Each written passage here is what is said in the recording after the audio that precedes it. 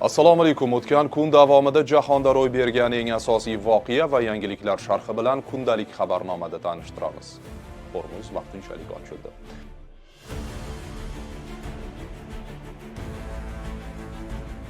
Eron Livanda erishilgan o't ochishni to'xtatish kelishuvidan so'ng Hormuz bo'g'ozini vaqtincha qayta ochdi.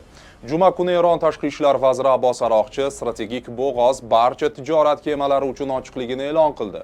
Bu ochiqlik Isroil va Livan o'rtasida AQSh vositachiligida erishilgan 10 kunlik sulh davomida amal qiladi. Biroq har ikki tomonning keyingi bayonotlari va tushuntirishlari kema qatnovi qanchalik tez va normal holatga qaytishini noaniqlikda qoldirdi. Juma kuni ba'zi kemalar bo'g'ozdan o'tishga urinib ko'rgani, biroq muvaffaqiyatsizlikka uchrab ortga qaytgani kuzatildi. AQSh prezidenti Donald Tramp Arizona shtatidagi mitingda so'zga chiqib, Aroqchining bayonotini dunyo uchun ajoyib va porloq kun deb atadi.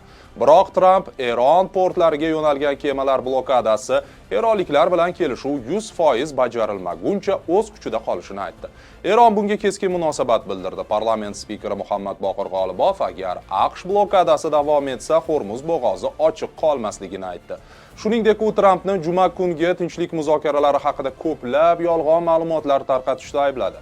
Eron Mudofaa vazirligi harbiy kemalar va dushman kuchlari AQSh va Isroilga tegishli kemalarning o'tishiga hamon ruxsat berilmasligini ta'kidladi.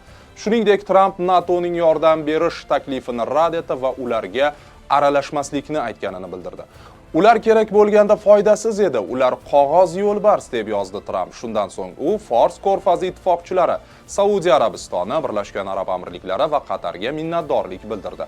AQShning NATOdagi ittifoqchilari dushanba kuni Trampning Eron portlarini blokada qilish rejasiga aralashmasliklarini faqat janglar tugaganidan keyingina yordam berishlarini ma'lum qilgandi. Tomonlar hozirgacha tinchlik muzokaralarining asosiy to'sig'i bo'lib kelayotgan Eron yadro dasturi masalasini qanday hal qilish ham noaniqligicha qolmoqda. Eron o'zining fuqarolik yadroviy energiya dasturiga bo'lgan huquqini himoya qilib kelyapti. Dengiz qatnovi qayta tiklanishi haqidagi xabarlar ortidan neft narxi qariyb 10% ga arzonlashdi. Global aksiyalar bozori esa keskin ko'tarildi.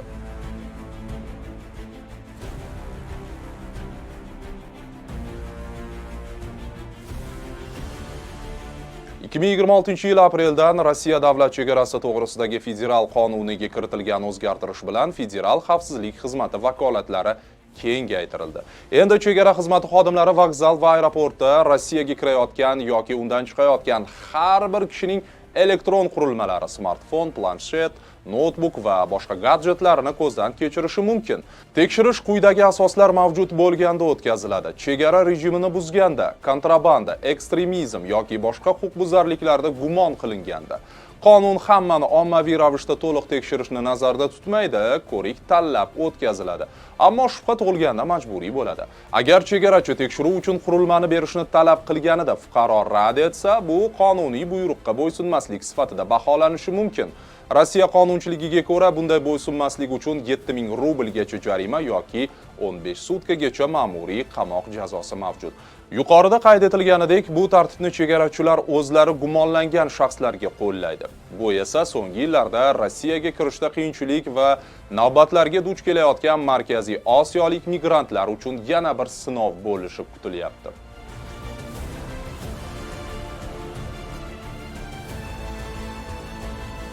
AQSh prezidenti Donald Tramp Isroilga Livanni bombardimon qilishni davom ettirishni taqiqladi. Tramp AQShning uzoq yillik ittifoqchisiga kutilmagan keskin ohangda gapirdi.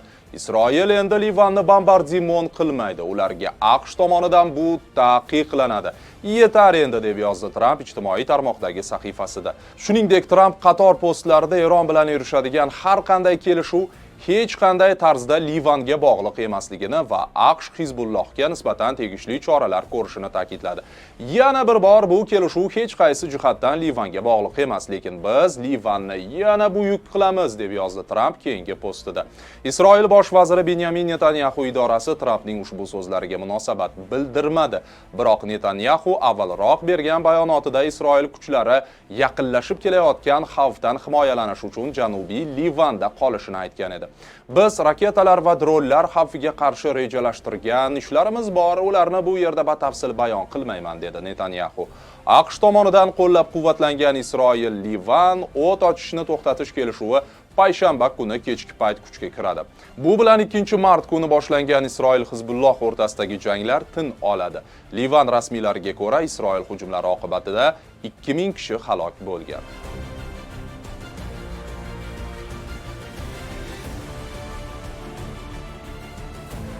Payshanba kuni e'lon qilingan yangi baholash hisobotiga ko'ra, Gaiti davlatida qariyb 5,8 million kishi, aholining yarmidan ko'pi yaqin oylarda o'tkir oziq-ovqat xavfsizligi muammosiga duch kelishi kutilyapti. IPC ma'lumotlariga ko'ra, ulardan 1,8 milliondan ortig'i favqulodda holat bosqichida bo'lib, shoshilinch oziq-ovqat yordamiga muhtoj. Hisobotda aytilishicha, inqiroz, xavfsizlik holatining yomonlashishi, iqtisodiy zarbalar hamda bozorlar va qishloq xo'jaligidagi muntazam uzilishlar tufayli yanada kuchaygan. Qurolli guruhlar mamlakatning turli qismlarida o'z nazoratini kengaytirgan. 1,4 milliondan ortiq odam esa o'z yashash joyini tark etishga majbur bo'lgan. Bu esa oziq-ovqat zaxiralariga yuklamani oshirib, zaif qatlamlarni ochlik domiga chuqurroq itarmoqda. Butunjahon oziq-ovqat dasturining ma'lum qilishicha, davomli yordamlar natijasida o'tgan yildan beri qariyb 200 ming aholining holati yaxshilangan, biroq bu umumiy raqamlar oldida juda kichik yordam. Sizga yetkazmoqchi bo'lganlarimiz hozircha ana shulardan iborat edi. Doim aytadiganimiz, o'zingizni ehtiyot qiling. Ko'rishguncha xayr, sog', omon bo'ling.